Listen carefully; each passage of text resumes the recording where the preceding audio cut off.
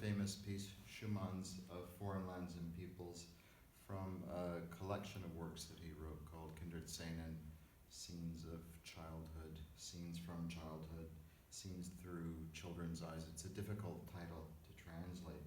We were looking at this piece earlier in the course, focusing in particular on just the first part of it. And one of the things that I want to do today is to expand our familiarity with the piece to the work as a whole, because this is going to be the model that we want to use for our own compositions, the waltzes that we're writing for Music 104.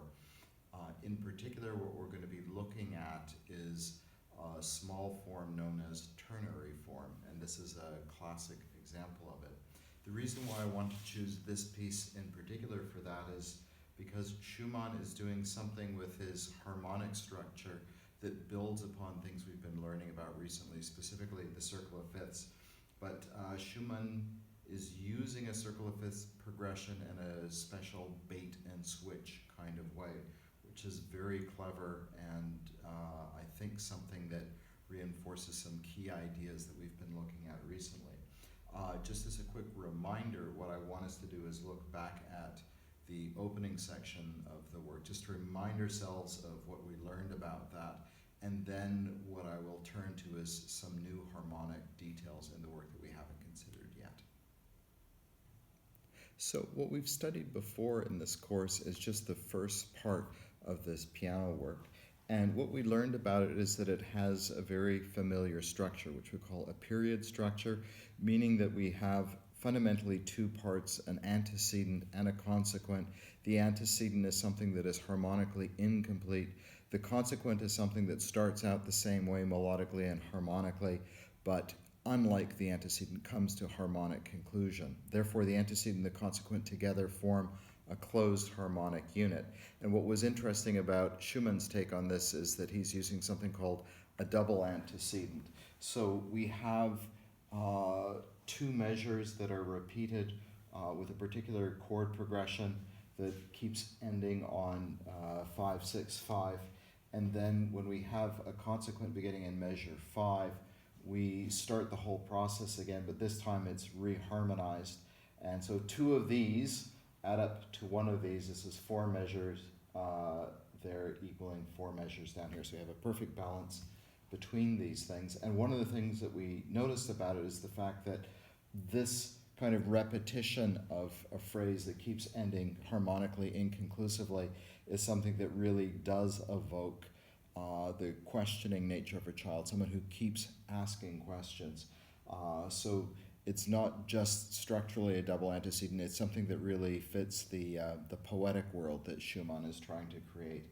And then we have this conclusion. So to play through that for you, we have tonic harmony, we have this secondary 7th chord of 5, and then 5 itself. Repeat that. Now we start the process again for the consequent. And that was where, for the first time, we actually spent some time on chord 1. Then we went to chord 4. And finally, 5. There's a 4-3 suspension there, 5-7. And you might recall that when we came to the consequent, we noted that where the melodic gesture had always been this rising 6th,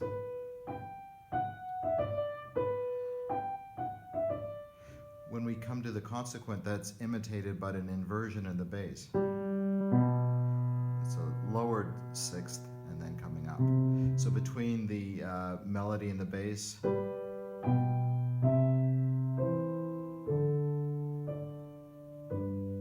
and what we noted before is between 1 and 1/6 there was a voice exchange, also a voice exchange between 4 and 4/6.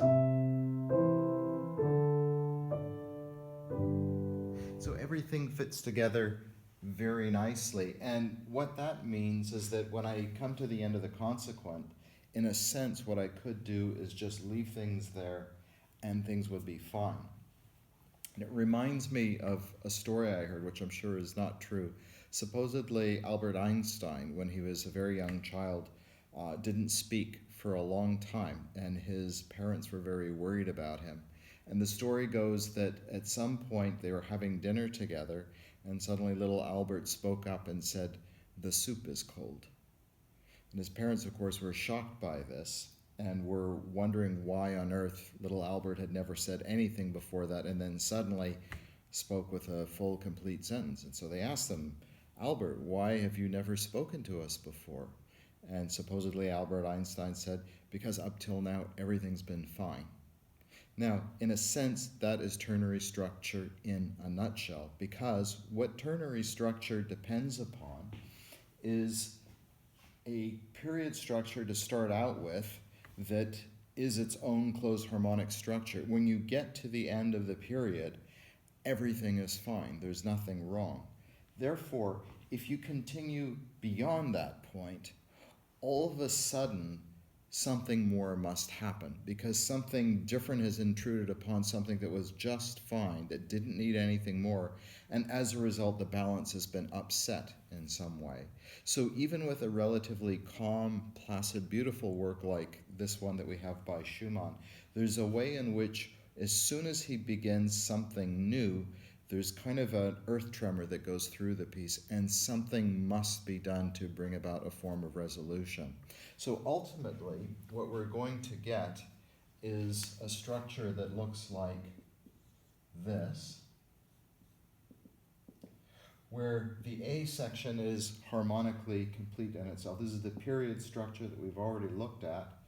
Something new comes in, and then somehow we need to return to our original A material. That's why it's called a ternary form and not a tripartite form. A tripartite form could be something like this. I mean, completely new music coming in, it's in three parts. But the crucial thing is that we have a return to where we started out. So the interesting thing for us is going to be this B section. What is happening there? How can we understand what Schumann is doing? So when we come back, I will have redrawn the board so that we can look quite closely at the B section and try to get some sense of what Schumann is up to. Okay, so I've drawn out that new section of music on the board behind me, and just so that we can hear it again, I'll play only that passage for you as Schumann wrote it.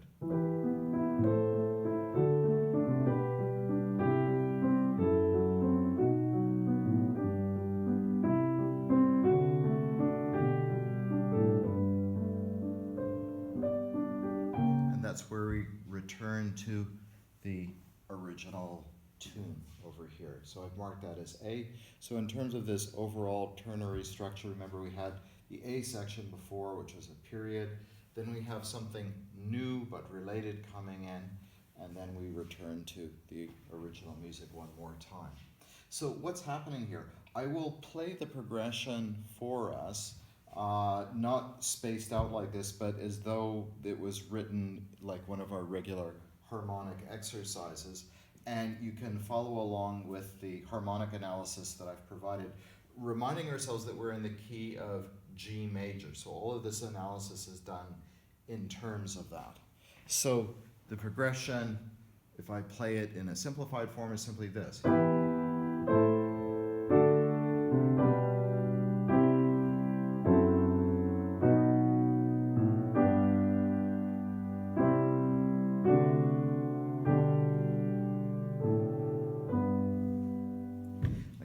Noticing that, once again, Schumann seems to like the use of a voice exchange here between these things. Third in the bass and root and soprano, and then they swap what they had then, root in the bass and third in the soprano. So, what's happening here? Well, there's something very odd right at that point, and I just don't know what to put there. And one of the reasons why I don't know what to put there is because this sounds like it should be somehow familiar to me, but something wrong is happening in a couple of places. Let me show you what I mean by what I would expect to hear, what would sound right to me. Starting from there.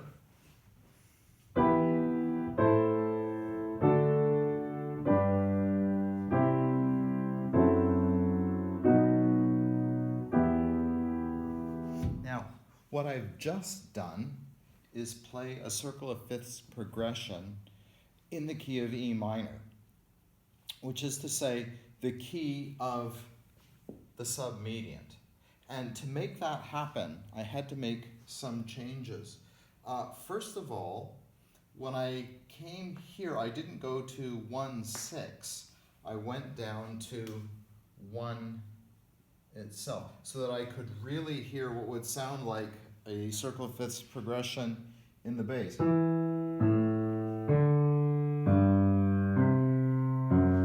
then, using that same harmony, I went down to what should have been, ought to have been, chord 6. Now you might remember from the video that we did looking at the use of mediant and submediant harmonies, that the submediant often functions as a substitute for chord 1. A substitute with a difference, right? Because we move from something that's major in quality to something that's minor in quality. So if I play a deceptive cadence, one of the things that makes it deceptive is that if I'm expecting the modal character of the key in the chord itself that I arrive at, if I'm in a major key, 5-1, I'm expecting to hear two major chords, one after the other. But if I do one of these substitutions where I put in the submediant, I go from a major chord to a minor, and I am surprised. I feel I have been deceived. So there's a way in which you can bait and switch listeners in that sense. And also, of course, what you can do is, just to jazz up your harmony a bit, sometimes substitute something like chord 6 for chord 1. Now keep in mind that the way this ternary form worked was, it started with a double antecedent followed by a consequent which clearly established G major as tonic harmony. And when we come to the beginning of this section, all of a sudden we might remember that the consequent ended like this.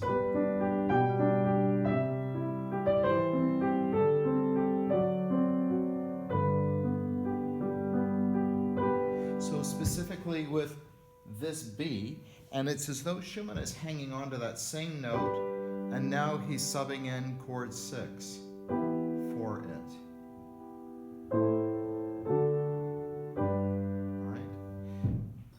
So it's like he's saying, look, I want to come up with something different, but to do that, the first thing I'm going to do is reharmonize scale degree 3. I'm going to reharmonize it as chord 6.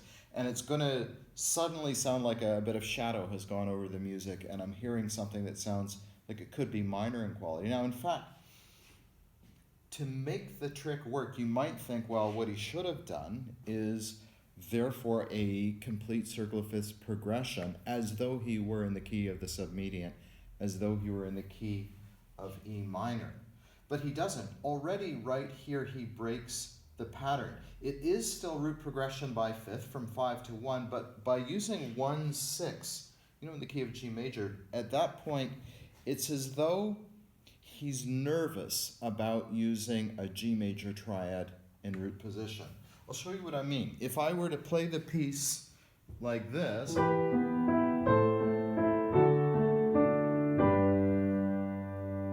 if I've just come from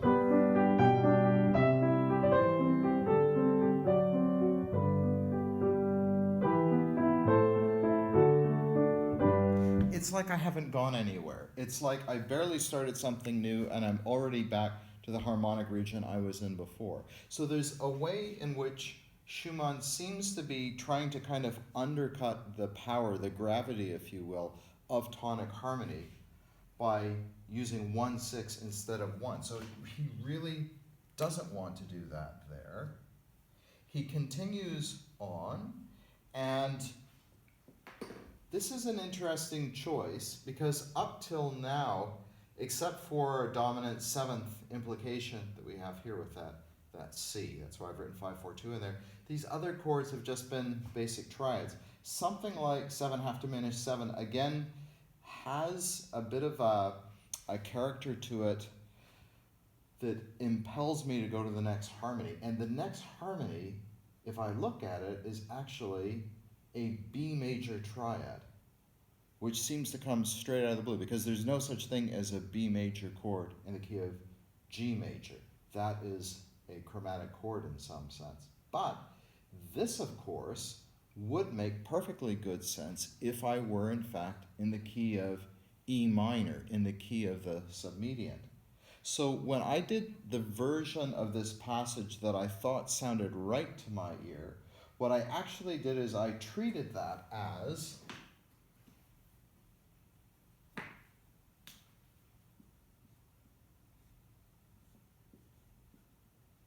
a dominant in the key of the submediant, a 5 of 6 of E minor. And then what I played over here was actually chord 6. That would have sealed the deal. That would have closed everything off. So just so that we get a sense of that again from the beginning, and I'm going to play the corrected version, the thing that Schumann should have done if he knew what he was doing harmonically.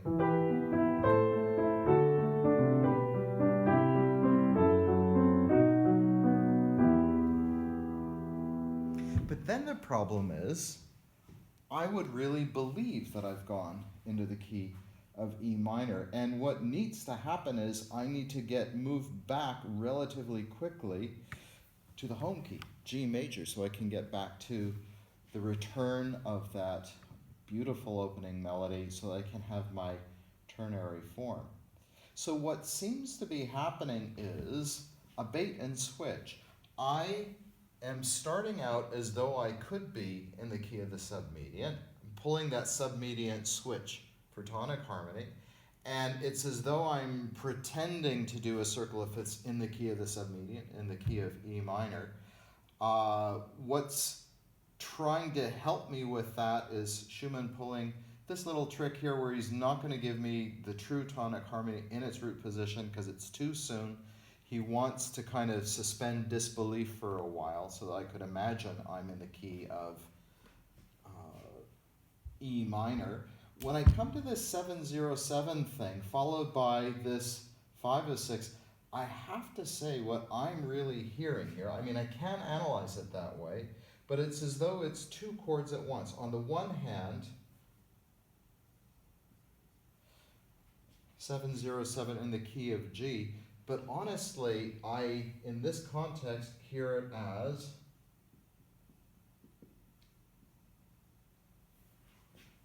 a subdominant function chord in the key of 6. I mean, this really is what I am hearing at this point.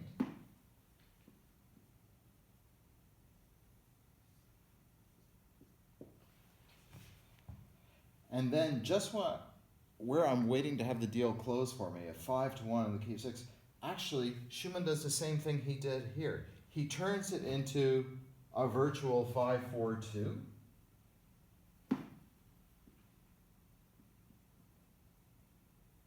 And where, in the key of the submediant, and where I should have then gone to the 1-6, actually, that would have been 6-6. No, he takes me directly to tonic harmony. So, where this pattern starts out with submediant harmony suddenly taking the place of tonic harmony, well, that is reversed right here. And we come back imperceptibly to this transitional zone that will take us securely back to the return to the main theme. And I just notice that when I get here, this is a recollection of what was happening there. So remember, I came across this 5-4-2 to 1-6 in the middle of this circle of fifths progression, but I didn't get anywhere with that 1-6. It was kind of left hanging, literally hanging in the air because it wasn't in root position. Schumann comes back to that idea and says, no, this time I really mean it. I am going to take us right down to tonic harmony and root position. And then we're in a beautiful place to begin that melody once again in the key of G major. So we kind of float into it. I note here that we have some passing tones there. That's part of that voice exchange, right? It's filling out the voice exchange there. The passing tones fill that out. That clearly is a passing tone as well, moving up to the D, so G, B, D, all tonic harmony. I'm identifying this as a passing tone in brackets because this A is kind of hanging out in space there, but in terms of an implicit voice leading, there's a G going up to from the downbeat here, going to a B on the downbeat there, and an inside voice, and it's like a virtual passing tone in between those two things. So what we're seeing here is how you can actually come up with an entire section of new music that is based on one fundamental chord progression, circle of fifths progression. What Schumann is actually doing with it, of course, that's from here to there. What Schumann is doing with it is starting that circle of fifths progression from a tonic substitution using submediant harmony, and then he's interrupting it right at the end. He's not allowing it to conclude itself and then the piece comes to a stop. If I have a submediant substitution for the tonic there, then I reverse that by having a tonic substitution for the submediant there. So there's a lovely symmetry that's behind this, and then we're in a position to return to our A section. So it's a beautiful way to show how you can very quickly actually come up with a larger piece of music if you're very clever about the harmonic language that you're working with. It really is brilliantly conceived, as is all of Schumann's music.